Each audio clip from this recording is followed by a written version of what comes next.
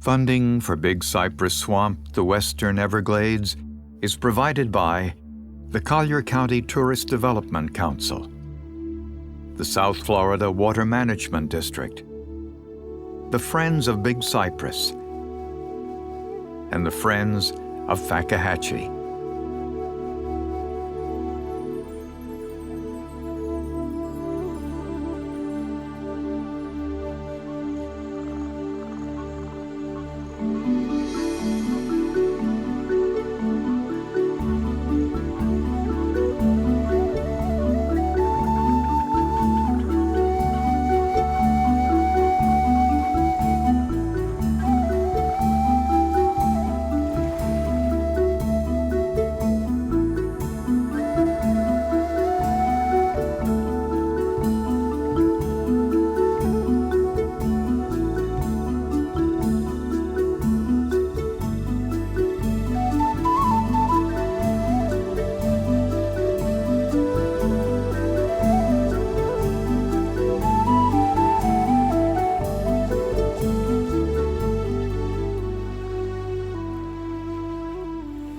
I'm Clyde Butcher. Welcome to my backyard. I live in the heart of the Big Cypress Swamp, along with a lot of other creatures. It's been my privilege to photograph the Big Cypress for the past 25 years of its diverse landscape. Come join me through this great adventure through the Big Cypress Swamp.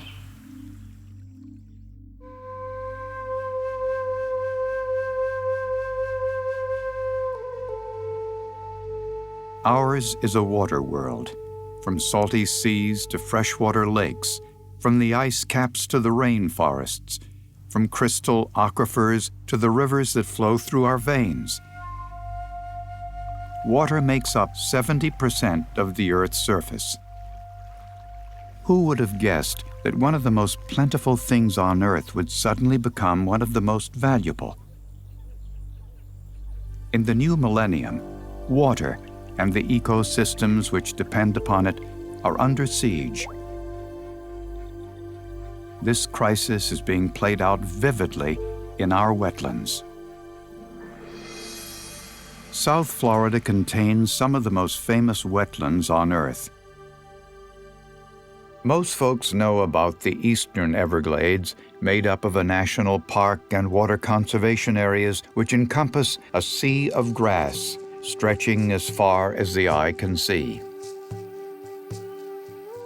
Less well known and perhaps even more mysterious and varied is its neighbor to the west, the Big Cypress Swamp. Together, these two areas form one huge ecosystem. Today, over 1 million acres of the richly diverse Everglades in southwest Florida is protected in a variety of public lands. But in the 1960s, this land was slated to be drained and developed, just like many areas of Florida had been over the decades. Through the efforts of those who have a deep connection to this land and had a vision of seeing it protected for years to come, this unique region of the greater Everglades remains intact, a natural area where rare plants and animals can be found, and where people can recreate, escape the hustle and bustle of congested coastal cities, and enjoy the wilds of natural Florida in the Big Cypress Swamp.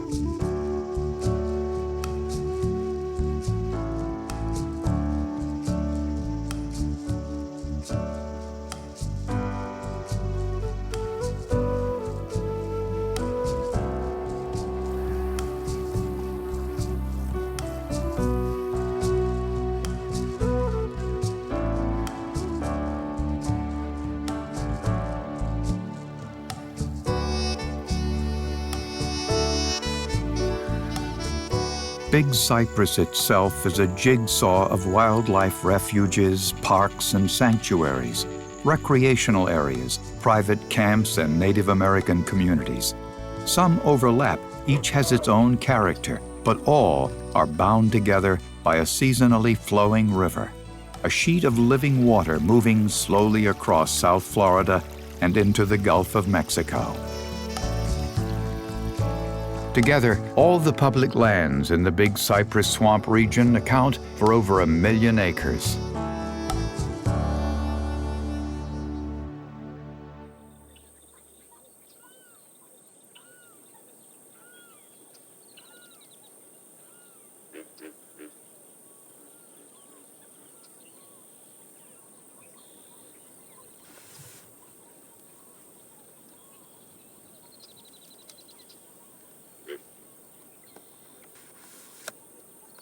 One of the main reasons I started in my black and white photography is when my son was killed in an automobile accident. And I went to Big Cypress to kind of restore my soul. And one of my first pictures I took is called Ochapi. It was taken over this great prairie with cabbage palms and great thundering sky. I didn't realize at the time the whole foreground was cattails. I thought it was sawgrass. The photograph became an emblem of Big Cypress. But the butcher's surprise it also contained some important clues about the ecosystem, about what's right with it, as well as what's wrong.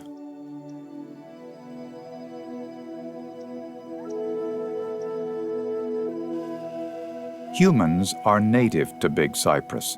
We've been here for thousands of years. The earliest people settled in the 10,000 islands. They dined on the local fish, scallops, oysters. They tossed aside the shells, forming middens, which are still in evidence today. By the 1500s, Spanish conquistadors and English explorers arrived on a feverish quest for gold. For the most part, they were disappointed. No treasure, no mythic fountains. In short, they did not stay, nor did they guess that one day water would become almost as precious as gold. Man was just one part of the whole. It wasn't until Florida joined the Union that these wetlands became a destination and a target. And it's not a coincidence that this is where the Seminoles gravitated towards when they had to move south. You know, the U.S. Army soldiers who tromped through, they thought this was, a horrible place. They said it was abominable, a hellhole, a godforsaken swamp that we should leave to the Indians, loathsome and horrible and terrible and impenetrable. But the Indians saw that this was a place that could support life. The last century has not exactly been a model of restraint. The Everglades and Big Cypress and South Florida's natural resources were always seen as a commodity to be exploited, not just by evil, greedy people, but by progressive conservationists, well-meaning people who saw a wasteland. Wetlands were wastelands, and conservation meant the opposite of waste. The dream of South Florida, people saw it as this blank canvas that they could write their dreams on, that they could create this empire of the Everglades with booming communities. All you had to do was just, knock a few holes in some natural dikes and the Everglades would practically drain itself. In order for new towns to go up, the wetlands had to be made dry. And so the Army Corps of Engineers was brought in to reshape the landscape. And the vast swamp was carved up in a way that drastically disrupted the natural flow of water. For a century, water was seen as the enemy of the people of Florida. We were all about getting rid of it. How can we drain it? How can we dike it? How can we squirt it this way when we don't want it? How can we capture it? How can we suck it out of the Everglades and out of the aquifers so that we can grow our civilization?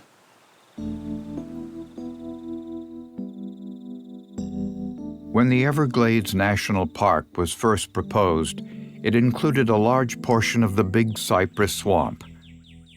But Congress did not approve the full purchase, and Big Cypress Swamp portion was subsequently bargained away. 20 years later, this unprotected area faced its most severe threat to date, the building of an international jet port. The hustle and bustle of Miami International Airport, with all its surrounding congestion, was scheduled to be recreated right here, in the heart of the swamp. Dade County officials made speeches about man's manifest destiny to conquer the wilderness. They promised to raise that useless bog and pave it over. Envisioning a city of 500,000 people, they rushed to build the first runway so that the first plane could land. But they overplayed their hand. They didn't understand that, this was the Earth Day era. And people were starting to understand that, the water we drink, the air we breathe, the landscapes we like, that it's important to people as well as to the bugs and bunnies and yellow-bellied sapsuckers.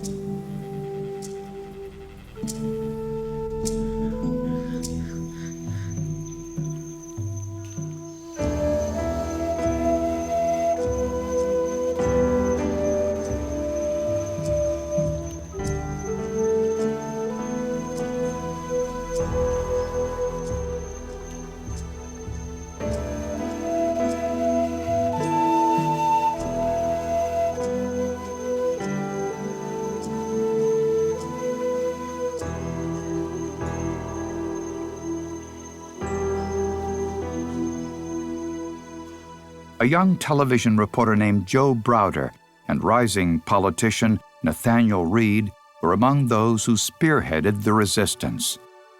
Joe saw his first mud stake in Big Cypress. He said he thought it was smiling at him. And he used to just sit there neck deep in one of those swamps and just watch the light change. And he just loved this place. The notion that this silent majesty was going to be overrun by trucks and planes, there was going to be a takeoff every minute. He wasn't going to have that. And so Joe started to fight. He didn't just complain about it, he organized. The key was helping to find lots of people with very diverse interests, but a common thread of love for the Everglades, who in their own ways could contribute. Browder managed to build a coalition of unlikely cohorts, all of whom wanted to put a halt to the proposed jet port. Not to mention the real estate boom in surrounding swampland which had been triggered by it. He united some traditional antagonists, environmentalists and hunters, as well as Miccosukee Indians, Hispanics, labor unions, liberals and conservatives. Some local folk proved invaluable when the new developers arrived to survey Big Cypress. They couldn't carry out a plan like that unless they first surveyed and platted the area. How do surveyors get around out there? Well, they needed somebody in an airboat to drive them out there. Who were a lot of the airboat drivers? People who, at night when they drove their airboats, said they were frogging, but they weren't after frogs, they were after alligators. The alligator poachers, who loved the Everglades as deeply as anyone else, the poachers would call me in my Audubon office and say, okay, so-and-so company has hired so-and-so survey company to go and plat such and such a place. And the word is they're doing it because they want to create a drainage district there. Audubon went out and bought a few acres right in the middle of this place. And then when the people filed to create their drainage district, we sued and said, you can't do that because we bought this land to enjoy it in its natural state. And we won the suit. Meanwhile, Governor Claude Kirk had just appointed the state's first environmental advisor, Nathaniel Reed. The Jetport project was already in the works when Reed flew over the area in a small airplane. What he saw below was disturbing. Immediately upon his return to Tallahassee, Reed pored over hydrological maps of South Florida. It didn't take a genius to figure out that if the jetport was built and developed, and a high-speed railroad train was built crossing Water Conservation Area 3 to get to Miami, that would interfere with the flow again. The heart of the Everglades system is flow. And so the recognition that I had to change the governor hit me like a lightning bolt.